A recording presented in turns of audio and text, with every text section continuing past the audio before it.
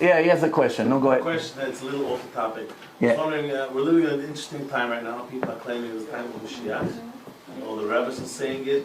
I was wondering if you could give us your opinion, your knowledge of how significant this time is. And the reason that people believe that we are in days of Mashiach, because according to the prophecies of the prophets, it seems that the world already came to a moment that it's mature to start all these prophecies that the prophets were talking about. For instance, 50 years ago, none of the signs that the Talmud gave existed.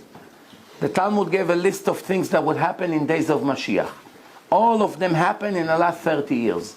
50 years ago, none of them existed. So that means in the last 30 years, which is one generation. Like what? They want to know, like, for example. For example, the government of Israel will be a bunch of clowns and wicked people. You didn't have it 50 years ago. 50 years ago was respectable people. Today they beat up each other, cursing, spilling drinks in their face, jumping, the police come to stop. Arabs, terrorists sitting in the Knesset. So that's one of the signs. Another signs, everything will go up like crazy inflation. They throw grapes to the water, there's plenty of grapes, but the prices of the wine constantly goes up. A daughter-in-law cannot stand their mother-in-law. When I was a kid, every daughter-in-law took care of her mother-in-law like her mother. And I promise you that's how it was. Also one of the signs that young kids, teenagers, will disrespect the old people. The old people will be afraid of the new generation. When I was a kid, everyone who got on a bus, every old man who got on a bus, 20 guys got up, or girls, please come sit. Today, the young teenagers get on a bus and they see an old man, hey, grandpa, get up, I want to sit. That's what's happening today. So many other signs. You can go, I have a lecture about it. I gave it in Toronto 2 weeks ago. You can see over there, I spoke about the signs of Mashiach.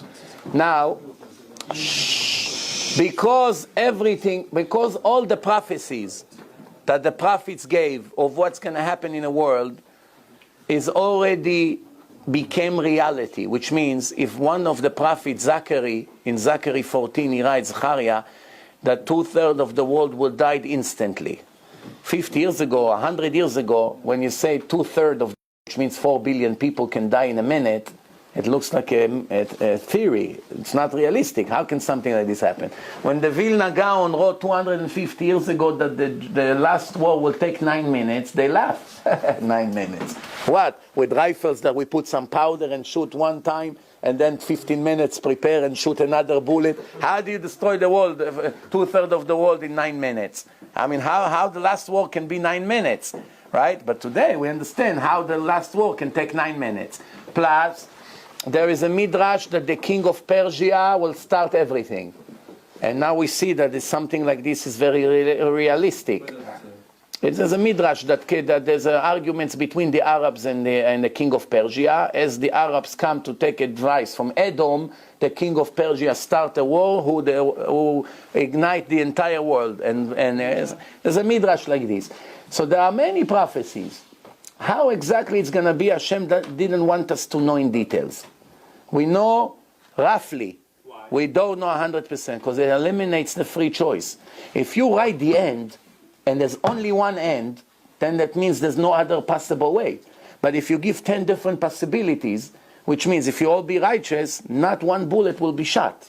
We don't need an atomic war, we don't need earthquake, it doesn't have to be. Every bad prophecy, it's conditional. Only the good prophecies are guaranteed to happen regardless of our behaving.